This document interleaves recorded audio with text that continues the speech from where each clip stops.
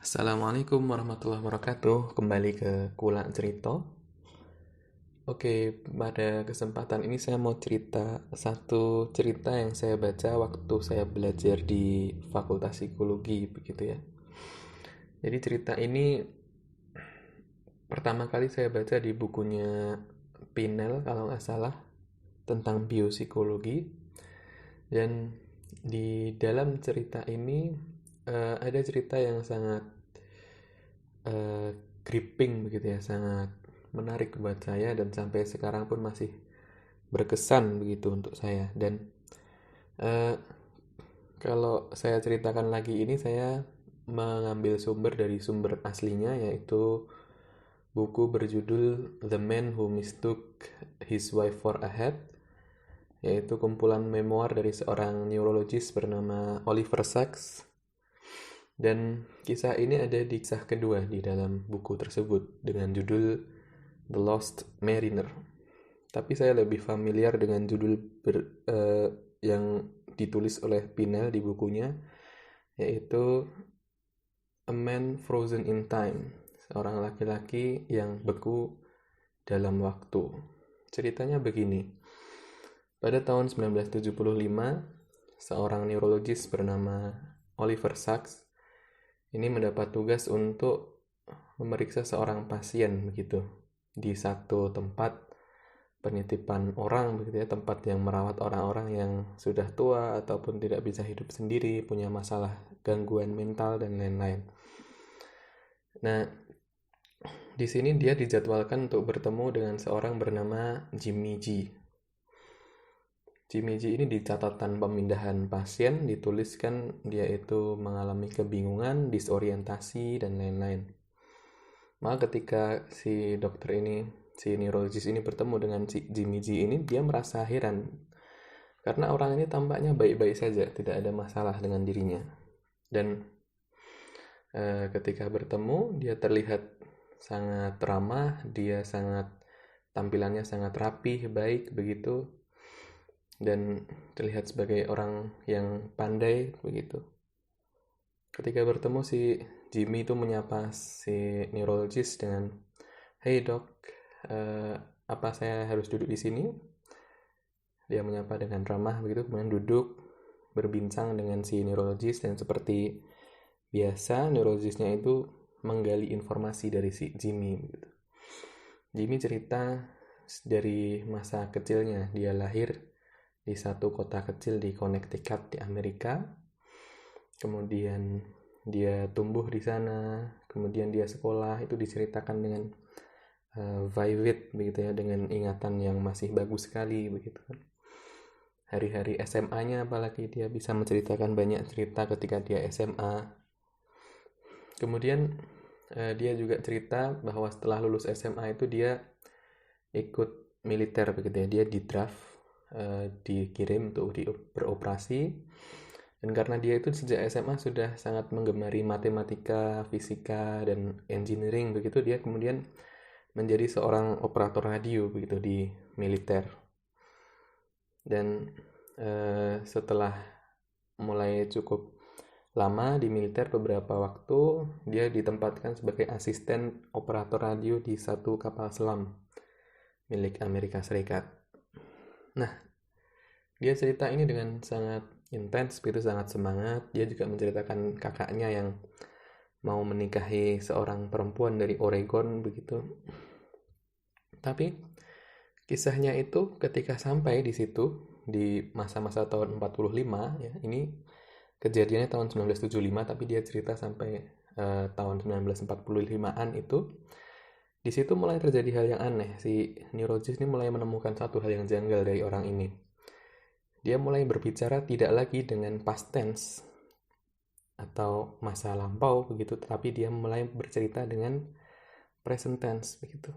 Seakan-akan ini tuh masa-masa itu begitu. Sekarang itu ya di tahun 45 itu. Maka si neurologis itu kemudian bertanya, memastikan, dia bertanya kepada Jimmy, "Jimmy sekarang tahun berapa?" Jimmy menjawab, "Gimana tanya seperti itu ya, sekarang jelas tahun 45 lah. Kita baru aja menang perang begitu, Truman menjadi presiden. Ya, kita punya masa depan yang cerah untuk Amerika. Kaget begitu dokternya.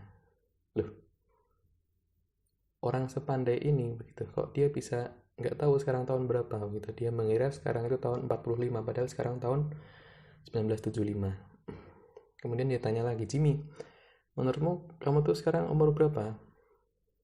Dia menjawab, umur saya tuh, dia hitung-hitung begitu, kemudian menjawab, umur saya tuh 19 tahun ini Pak. Ya, 19 tahun. Si dokter semakin penasaran begitu.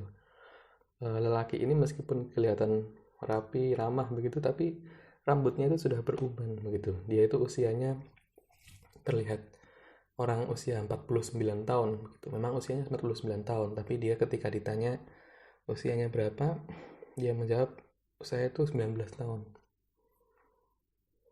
Aneh sekali begitu. Maka si dokter itu kemudian mengeluarkan satu cermin begitu dan minta si Jimmy untuk melihat dirinya sendiri di cermin. Dan Jimmy itu ketika melihat dia kaget begitu, dia takut sekali begitu. Dia, apa ini? Apa ini mimpi buruk begitu? Kaget sekali karena melihat dirinya itu sudah tua, tidak seperti yang ada di bayangannya sendiri. Dia mulai tidak stabil, kemudian sama si neurologisnya dibawa untuk ke jendela itu melihat pemandangan dan dialihkan perhatiannya, dan dia menjadi tenang kembali. Si dokternya kemudian membawa cerminnya itu keluar, lalu selang 2 menit lagi dia kembali ke ruangan itu untuk menyapa Jimmy lagi.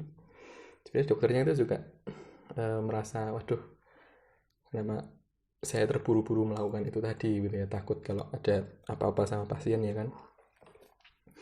Lalu 2 menit kemudian dia masuk kembali ke ruang itu dan ketemu si Jimmy. Jimmy bilang lagi, "Hey dok, apa saya duduk di sini?" Itu kan perkataan yang sama persis ketika dia pertama kali bertemu dengan si dokter itu. Si dokternya bilang, "Loh kan, kamu kan tadi udah ketemu sama saya," begitu. Jimmy-nya bilang, "Loh, siapa? Saya belum pernah ketemu dengan Anda. Anda ini jenggotnya bagus, gitu. Saya pasti ingat. Saya belum pernah kok ketemu Pak dokter ini." Kemudian dokternya, "Oh, kalau begitu kok bisa aku tahu ceritamu?" Dia diceritakan, "Kamu tuh lahir di Connecticut, kamu tuh punya kakak yang mau menikah dengan perempuan Oregon, kemudian kamu tuh dulu aktif di operator radio di kapal selam gitu." Si Jimmy-nya bingung juga loh, kok dokter ini bisa tahu. Mungkin kamu baca di cerita biografi atau cerita catatan hidup saya. Akhirnya si dokter ini mulai menyimpulkan sesuatu. Dia menyimpulkan bahwa si Jimmy ini ingatannya terpotong pada tahun 1945. Setelah tahun 1945 dia tidak punya ingatan lagi yang jelas begitu.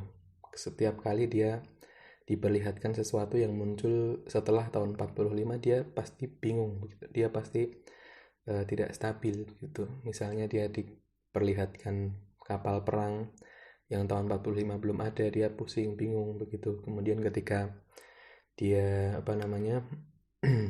diminta menyebutkan tabel kimiawi itu, dia tidak bisa menyebutkan unsur-unsur yang baru ditemukan setelah tahun 45 begitu. Padahal tahun 1975. Dan dia tidak bisa membuat memori baru.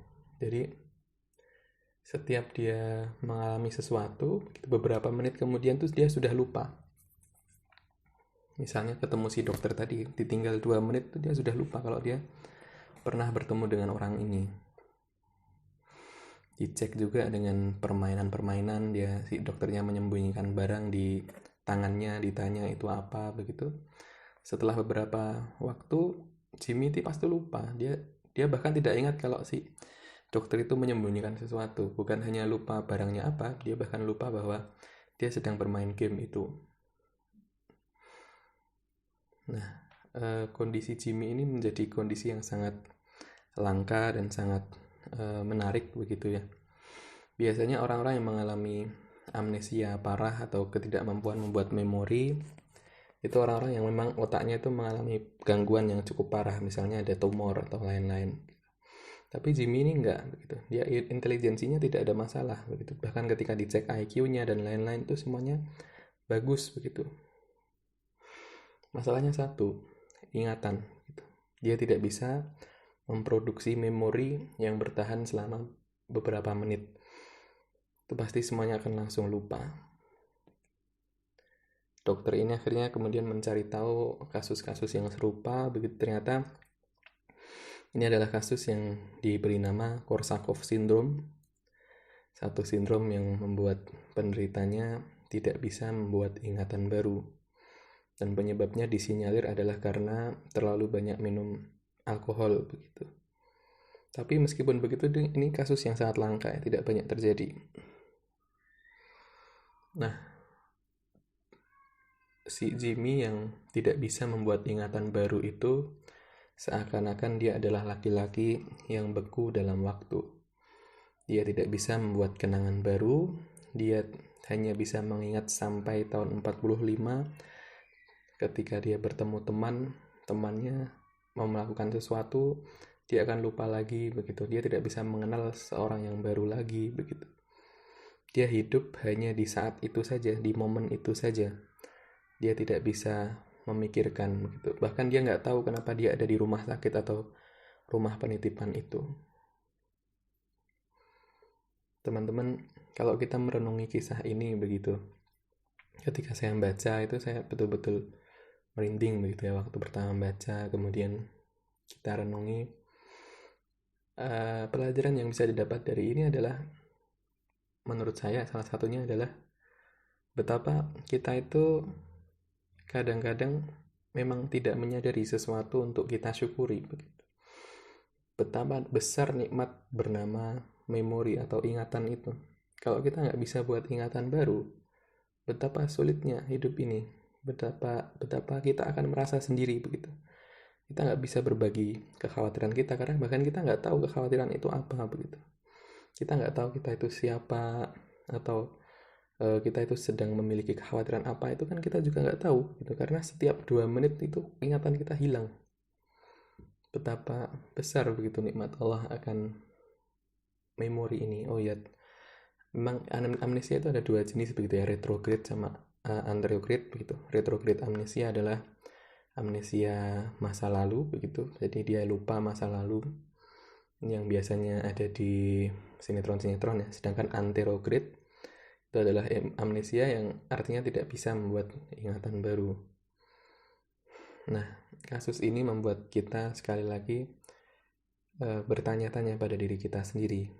Pernahkah sejak lahir sampai sekarang itu kita bersyukur akan nikmat Allah yang namanya ingatan, nikmat Allah yang namanya kenangan, nikmat Allah yang namanya kemampuan membuat memori baru?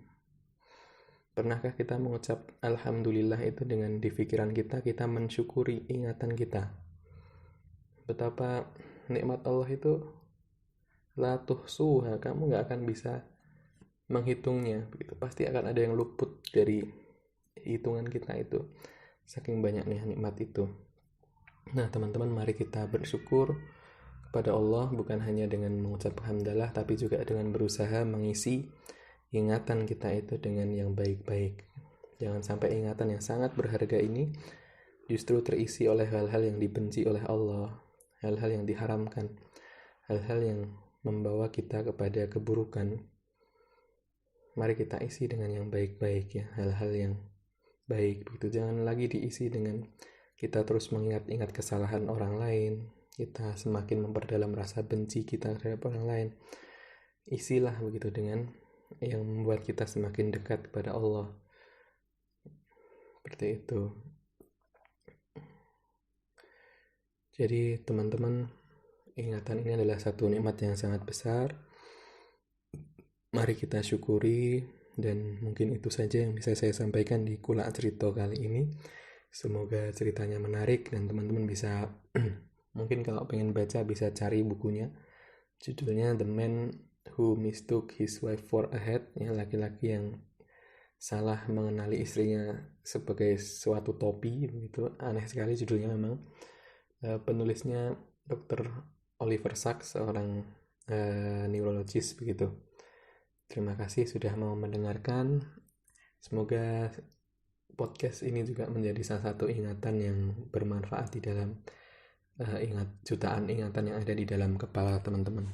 Terima kasih. Assalamualaikum.